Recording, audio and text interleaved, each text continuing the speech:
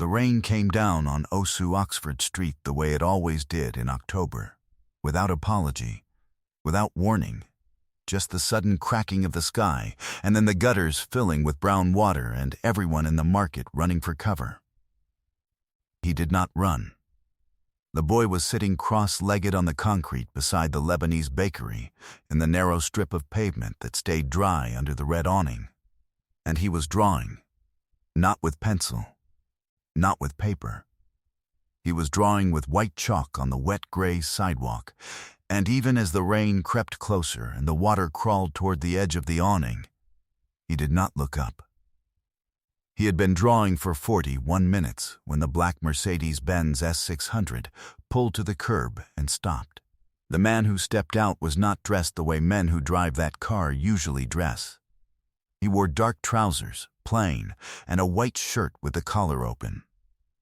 He was 62 years old, and he moved like a man who had stopped trying to prove something. He stood on the wet pavement, and he looked at the drawing. And then he stood, very still. The chalk drawing was a woman's face, not abstract, not rough, not the kind of thing a street child draws when they are playing. This was a portrait. The bone structure was precise. The left eye sat slightly lower than the right.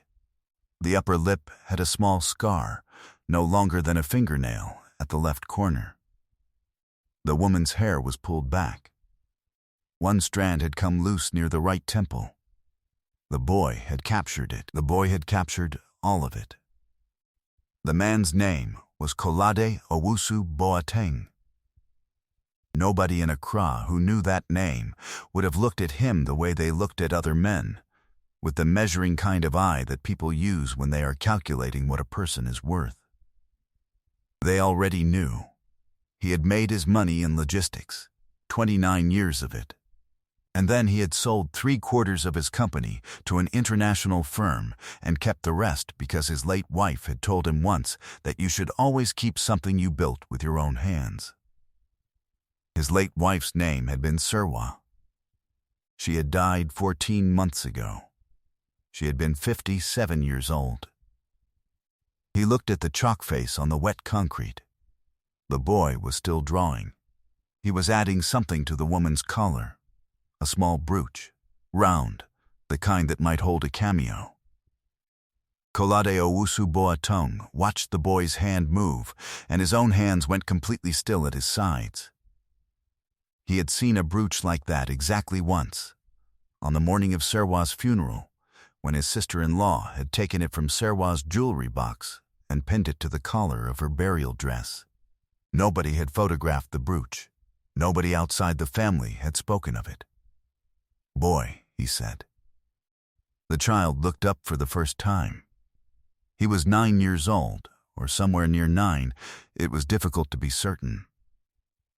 He was thin in the specific way that children are thin when they have been thin for a long time, when the thinness is not temporary but structural. He wore a blue t-shirt with a faded print that had once said something and now said nothing, and rubber sandals on his feet that were 2 sizes too large. His name, though Kolade did not know it yet, was Kwabena Osai. He had been sleeping on the stretch of pavement behind Mokola Market for 6 weeks. Before that, he had been at an uncle's house in Tema for 4 months. Before that, he had been somewhere he did not talk about. He looked up at the man standing over him with the expression that children who have been on streets for a while develop, not afraid, not defiant, simply watchful. He held the chalk in his right hand. His left hand rested on the concrete beside the drawing. "Where did you see her?" Kolade said. The boy looked down at the drawing. Then he looked back up. "I dreamed her," he said. Kolade stood on the wet pavement for a long time. A bus groaned past on the road behind him, spraying water. The red awning above them caught a gust of wind and shuddered. The rain moved 3 inches closer to the chalk drawing, and Kwabena shifted, turning his body slightly to block it. "Come," Kolade said. The boy did not move immediately. He looked at the drawing. He looked at the man. Then he pressed the chalk into the pocket of his shorts, stood up, and followed. If you had asked the people who knew Kolade Owusu-Boateng to describe him, they would have started with the word private. Not cold, private. There was a difference that mattered. Cold people build walls. Private people build rooms where they put certain things that cannot be shared with the world. After Serwa died, Kolade had built a room inside himself and put 14 months of grief inside it and locked the door.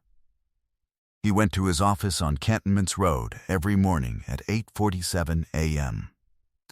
He returned home to his house in East Legon every evening at 7:15 p.m. He ate dinner alone at a dining table that seated 12. He had stopped attending the social gatherings that his position in Accra required. He had stopped laughing. He had stopped caring about anything that had a heartbeat. 3 people who worked closely with him had noticed the change and said nothing, because there was nothing to say. His logistics director had once, very carefully, suggested that the bereavement counselor they kept on retainer for staff was available to executives as well. Kolade had listened to the entire sentence, thanked him, and changed the subject. His driver, a man named Emmanuel, who had been with him for 11 years, had taken to keeping a thermos of black tea in the front seat because he had noticed that Kolade sometimes forgot to eat. Emmanuel did not mention the thermos. He simply refilled it every morning. Serwa had been the one who laughed first at parties. She had been the one who remembered the names of the waitstaff and asked after their children. She had been the one who filled the dining table that seated 12 with aunties and cousins and people from the church and neighbors who had no occasion to be there, except that she had invited them and told them to bring something to eat. When she died, the table became furniture. The house became a building. The life Kolade had built over 34 years became a record of something that used to exist. He did not know why he had stopped the car. He had been returning from a meeting in the center of town, a meeting that had lasted 2 hours longer than it should have and had accomplished less than he had hoped. Emmanuel was navigating through the market traffic on Osu-Oxford Street when Kolade looked out the window. He had been looking at his phone. He looked up at exactly the wrong moment, or perhaps the right one. He saw the drawing first. Then he saw the boy bent over it. He told Emmanuel to stop. Now the boy was sitting in the back seat of the Mercedes-Benz, not touching anything, watching the city pass outside the window with the same watchful expression he had used on Kolade. His rubber sandals were on the floor mat. He had taken them off without being asked. The chalk was still in his pocket. He had not said anything since he said he dreamed her. Kolade sat beside him and looked at the road ahead and tried to understand what was happening. He was a man who had built a logistics empire by understanding how things moved. Goods, money, information, people. He understood systems. He understood cause and effect. What he was sitting next to right now did not fit inside any system he knew. A boy on a street in Accra had drawn his dead wife's face from a dream. Had drawn it with precision, had drawn the scar above the left corner of her lip that she had carried since the car accident of 1994, before they were married. Had drawn the bruque at her collar. Had drawn the loose strand of hair near her right temple that she could never get to stay flat because she refused to use the hair products that would have kept it in place and said she didn't care. He looked at the boy. "How old are you?" he said. 9, Kwabena said. "I think 9. You think? My birthday is in the dry season. I don't know the date. Where are your parents?" The boy was quiet for a moment. "My mother is in Tema. My uncle said she is coming back. She has been coming back for a long time." Kolade did not say anything. Emmanuel drove. The city moved past the windows. "Can you draw other things?" Kolade said. "I can draw anything I remember," Kwabena said. "And I remember everything." He said it the way he might say that he had 10 fingers, not as a boast, as a fact about himself that he had known for a while. At the house in East Legan, Kwabena stood in the entrance hall and looked at the space with the same careful watchfulness he had used for everything else. The house was large and quiet. There was art on the walls, prints, a bronze sculpture on a pedestal near the stairs, a large painting of the coast that Serwa had bought from an artist in Tema, whose name Kolade could no longer remember. The floors were cool marble.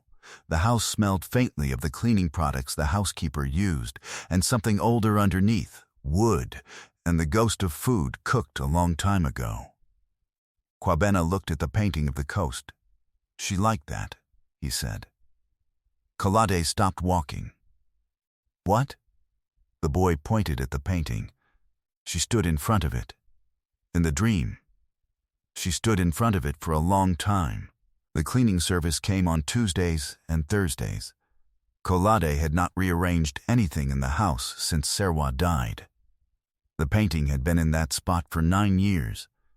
He had not told the boy anything about the painting, or the house, or Serwa. He took a slow breath. Come and eat something, he said. The woman who came to cook for Kolade 3 evenings a week was named Maame Abba. She was 67 years old, and she had the particular authority of women who have been cooking for people their entire lives and know it. She arrived at 5:30 p.m., looked at Kwabena without comment, looked at Kolade, and went to the kitchen. At 6:45, she set 2 bowls of groundnut soup on the dining table with rice and a plate of fried plantain and a bottle of cold water and 2 glasses. She did not ask questions. Kolade suspected she had seen stranger things. Kwabena ate with the focused attention of a child who has learned that food is not always available and should therefore be taken seriously. He finished the groundnut soup. He finished the rice. He finished 4 pieces of plantain. Kolade watched him and felt something shift slightly in the locked room he had built inside himself. Not open, not broken, just shifted. In the dream, Kolade said. What did she say? Kwabena looked up from his plate. He had a small scar above his left eyebrow from something Kolade did not know about yet. The boy considered the question seriously, the way children do when they understand that an adult is asking them something real. She said the boy needs paper, Kwabena said. She said he has been drawing on the ground for too long. She said he needs proper paper, and he needs to come inside. If this story is doing something to you that you did not expect, stay with me, because what the boy drew next changed everything. The next morning, Kolade's driver Emmanuel arrived at 8:30 a.m. instead of his usual 8:45, because Kolade had called him at 7 and asked him to come early. Emmanuel arrived to find Kolade already dressed, which was itself unusual. The boy was at the dining table eating bread and drinking Milo. Emmanuel looked at the boy, looked at Kolade, and asked no questions. He had been driving for Kolade for 11 years. They went to the art supply shop on Osu Oxford Street, a different part of it, not where the awning was, and Kolade bought paper. Not drawing paper from the children's section. He bought the kind an artist would buy, A2 sheets of heavy cold press paper, a set of graphite pencils from 2H to 9B, a set of charcoal sticks, 2 kneaded erasers, a wooden drawing board. He did not know why he was buying this. He did not think about why. He carried the bag to the car, and Kwabena sat in the back seat, holding it in his lap, the way Kolade had once seen his daughter hold a gift she was not sure she was allowed to open. His daughter. He had not thought about Abina in that way, that particular combination of love and distance, in a long time. Abina was 31. She lived in London. She had come home for the funeral and stayed 3 weeks and then gone back because her life was there and Kolade had told her to go, that he was fine, that he would manage, and she had believed him because he had said it clearly enough. He was not fine.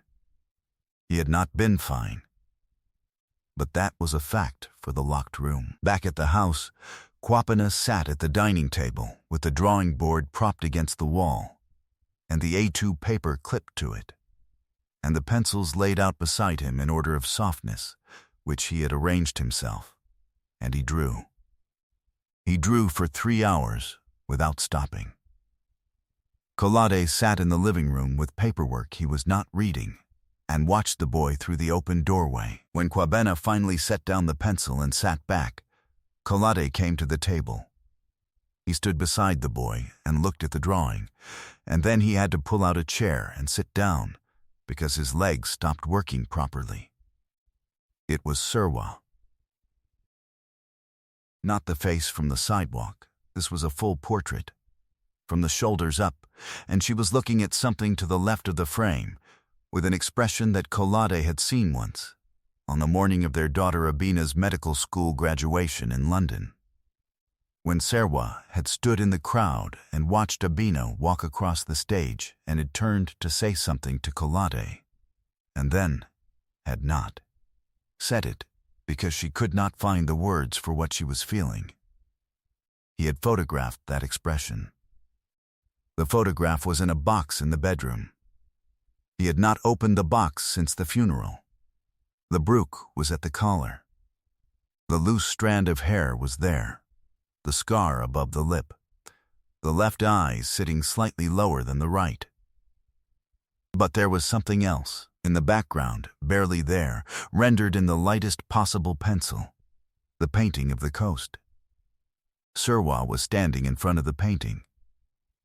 The way she had stood in the dream, the boy had said.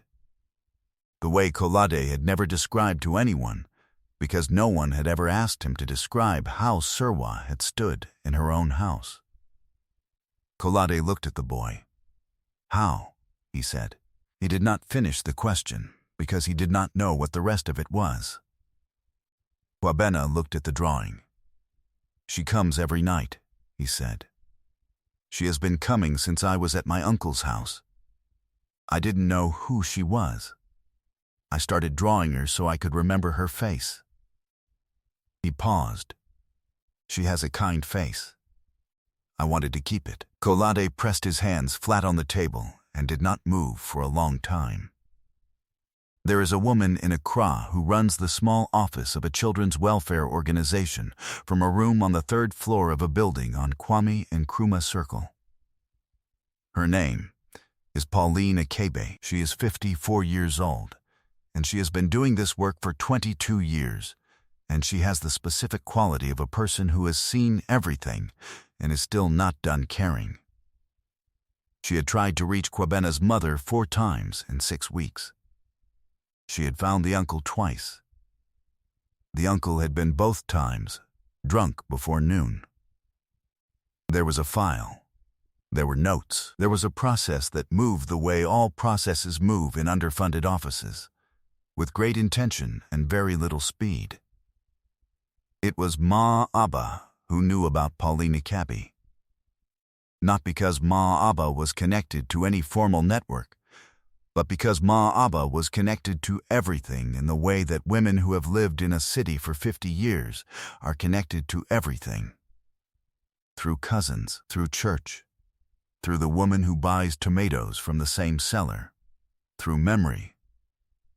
On the 3rd evening, while Kwapena was drawing at the dining table, and Kolade was sitting with his phone, not calling his daughter, Mame Abba came to the living room and stood in the doorway and said, "I know someone who knows this boy." She did not elaborate. She said she would make a call. The call she made was at 8 p.m. By 9:15 p.m., Pauline Akebe had called Kolade directly. By 9:47 p.m., Kolade understood the shape of what had happened to Kwapena in the past 14 months. The mother who had left for Kumasi for work and had not sent money and had not come back. The uncle who had taken the boy in out of obligation and kept him out of habit and finally told him to find somewhere else. The 6 weeks on the pavement behind Mokola Market. the chalk drawings on the wet concrete, the awning on Osu Oxford Street. He sat with the phone in his hand after Pauline Akebe ended the call, and he looked at the doorway to the dining room where Kwabena was drawing. Still drawing. The pencil moving in long, slow strokes across a new piece of paper. He thought about rooms that get locked. He thought about what his wife had said to a 9-year-old boy in a dream. He needs to come inside. He called his daughter. Abina answered on the second ring.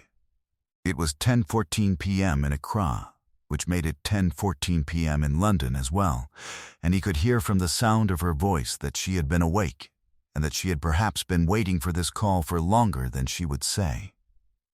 "Papa," she said. "There is a boy," Kolade said. He told her about the pavement and the chalk and the face and the brooch and the painting of the coast. He told her about the paper and the pencils and the 3 hours of drawing. He told her about what the boy had said. She comes every night. Abina was quiet for a long time. "The same scar?" she said. "The same scar." Another silence. "Papa," Abina said. "I'm coming home." "You don't have to. I'm coming home." She arrived 4 days later on the evening flight from Heathrow. Emmanuel drove to Kotoka Airport and brought her back to the house in East Legon, and she walked through the door carrying her bag and stopped in the entrance hall and looked at the painting of the coast, and then looked at Kolade, and then looked at Kwabena, who was sitting at the dining table. She went to the dining table and sat down across from the boy. Kwabena looked at her. She looked at him. He had the drawing board in front of him and a new sheet of paper and the 6B pencil in his hand. "I've seen you," he said, "in the dreams. She shows me everyone she loves." Abina pressed her hand flat on the table the same way her father had done 4 days ago. She was 31 years old, and she had her mother's left eye, sitting slightly lower than the right. She was a doctor in London. She had her mother's hands, broad, capable, the hands of someone who touched things carefully and with intention. She was quiet for a moment. "What does she say about me?" Abina said. "She says you work too hard, and you don't eat enough, and you should call your father more," Kwabena said. He paused. "And she says she is proud of you." "She says that a lot." Abina did not say anything for a long time. Then she said, "Will you show me what you've drawn?" He showed her.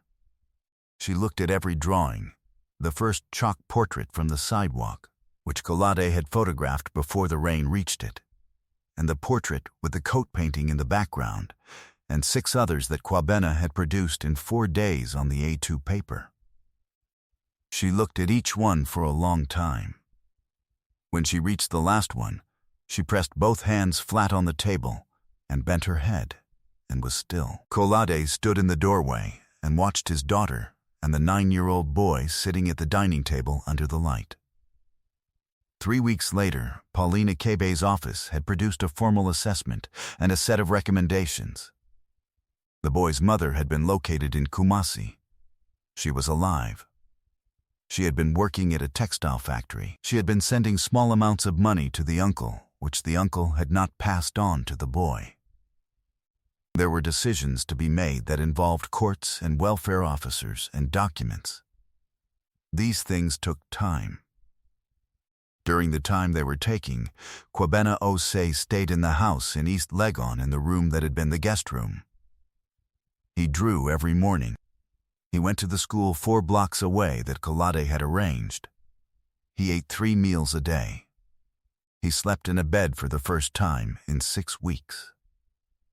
He continued to dream of Sirwa, and he continued to draw what he saw, and the drawings continued to contain things that no 9-year-old boy sleeping behind Mokola Market could have known. Emmanuel, who had been with Kolade for 11 years, refilled the thermos of black tea every morning.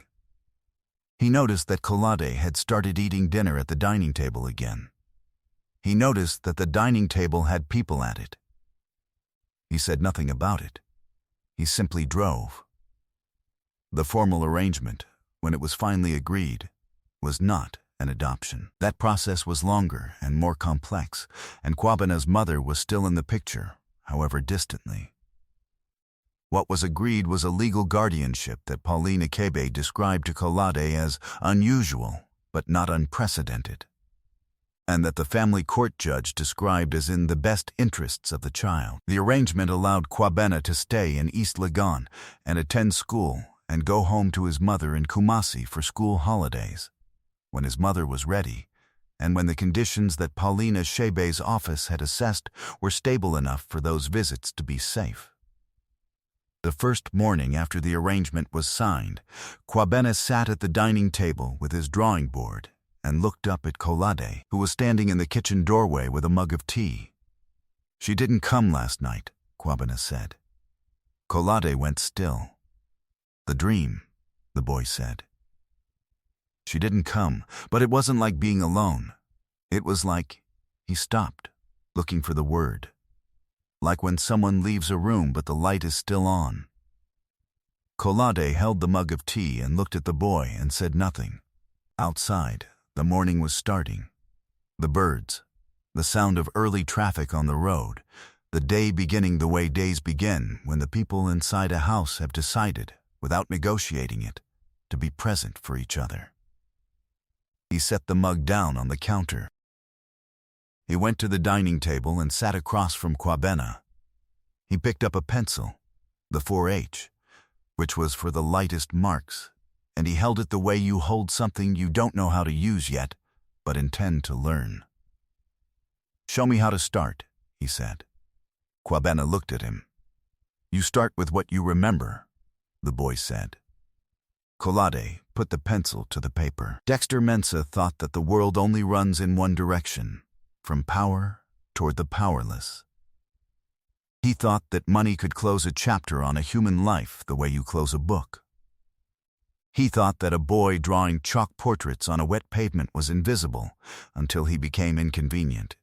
He was wrong in all three assumptions, but of the three, the last one cost him the most. Because the people who look away are not seeing nothing. They are seeing everything and choosing not to understand what it means. The boy with the chalk on the wet concrete was not drawing a ghost. He was drawing a doorway. And the man who happened to look out a car window at exactly the right moment was not lucky. He was ready, even though he did not know it yet. This is the thing about grief: it does not make you smaller. It makes you porous. It opens you to things you would have walked past when you were sealed shut by comfort. Kolade Owusu Boateng, in 14 months of sitting alone at a table that seated 12, had become porous enough to stop a car for a child drawing chalk on the pavement in the rain. Some doors look like endings. The day Serwa died, Kolade locked a room inside himself and believed that nothing good would come through another door again. He was wrong. The door that opened was not the one he was watching. It was smaller, on a wet street corner beside a Lebanese bakery on Osu Oxford Street. And what came through it was 9 years old, and thin, and carrying chalk, and dreaming of a woman who had told him, night after night, that there was a man who needed to be found. You cannot take someone's grief from them. You cannot dissolve it, or solve it, or speed it through. But sometimes, rarely, quietly, without announcement, something finds its way through the porousness of it and lodges itself inside you like a seed. Something small, something that needs tending, something that makes getting out of bed in the morning feel less like a duty and more like a reason. If someone you loved was sending you a message through the only channel they could reach, through a dream, through a child, through a chalk drawing on wet concrete, would you be stopped enough to see it? Or would you be moving too fast, with your phone in your hand, with the meeting you just left still running in your head? Leave your answer in the comments. I genuinely want to read it. And subscribe for more stories about hidden strength, quiet power, and the people the world walks past until they change everything. I'll see you in the next one.